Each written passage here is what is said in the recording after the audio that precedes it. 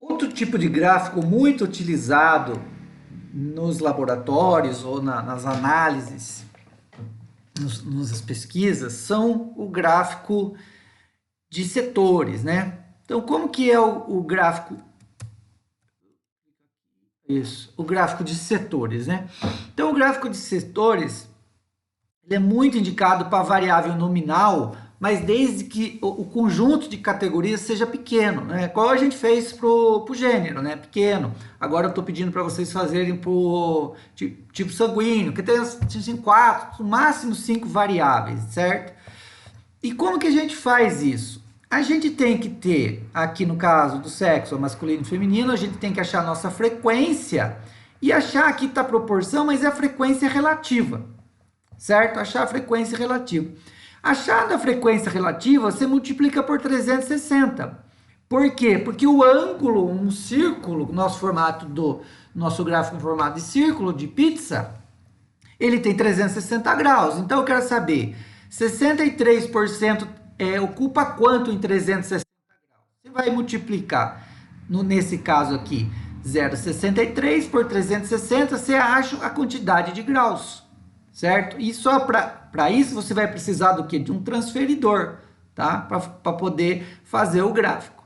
Daí esse padrão de gráfico. Então aqui você tem 63% que corresponde a 226 graus, né? Sabendo que aqui, esse ângulo aqui, se você dividir no meio, você tem 180 com 180. Se você dividir em quatro partes, você tem 90, 90. Daí você faz uma proporção ali para vocês conseguirem fazer na mão quem não tem transferidor. Então é importante vocês terem transferidor.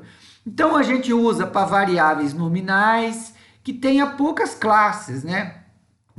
Com variáveis com um número pequeno de classes dividindo essa variável. Porque se tiver muito, por exemplo, nas variáveis quantitativas, fica muito picado o gráfico. Então você não observa, você não consegue ver, visualizar e deduzir o que está acontecendo.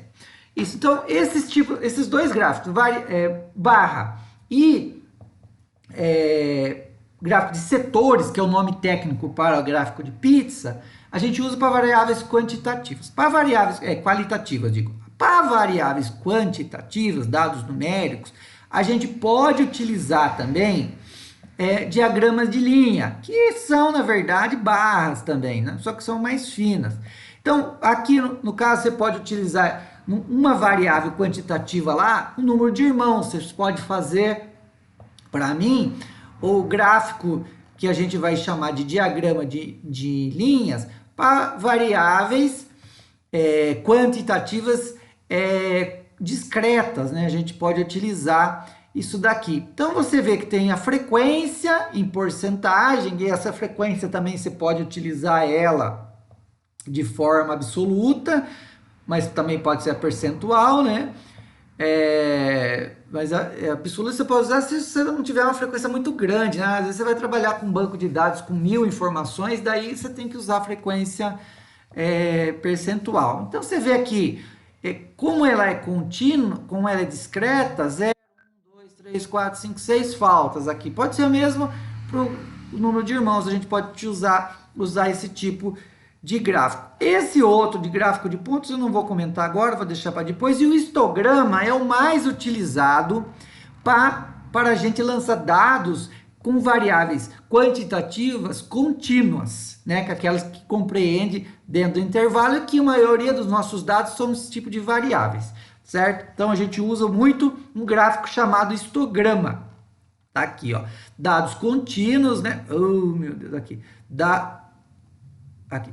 Dados contínuos quando a amostra é grande e não se pode fazer um gráfico de pontos, né? No caso aqui não utiliza muito gráfico de pontos, eu vou pular ele, a gente vai direto para o histograma.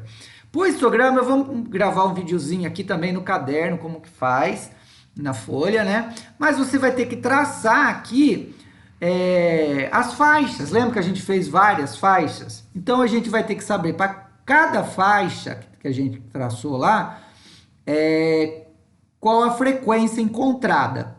Daí pode ser em percentual, pode ser a frequência absoluta. Utilizar, eu vou fazer um aqui com a frequência absoluta. E esse tipo de gráfico é muito importante, porque o histograma, a gente vai colar as colunas, tá? Depois eu vou ensinar como que vocês fazem isso no Excel.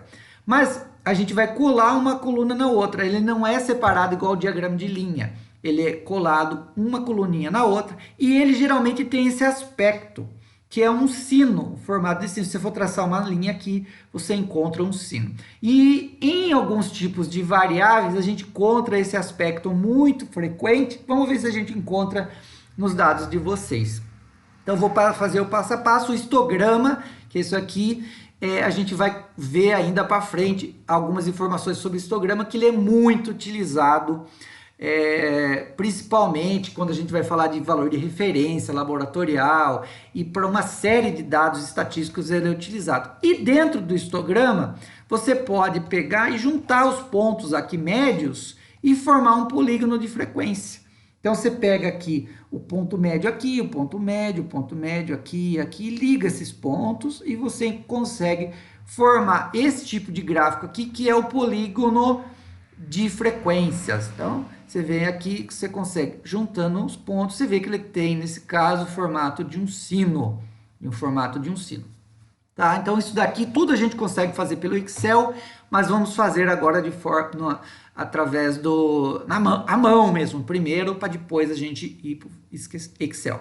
Daí eu vou passar aqui, vamos fazer manualmente, como que é feito esse tipo de gráfico.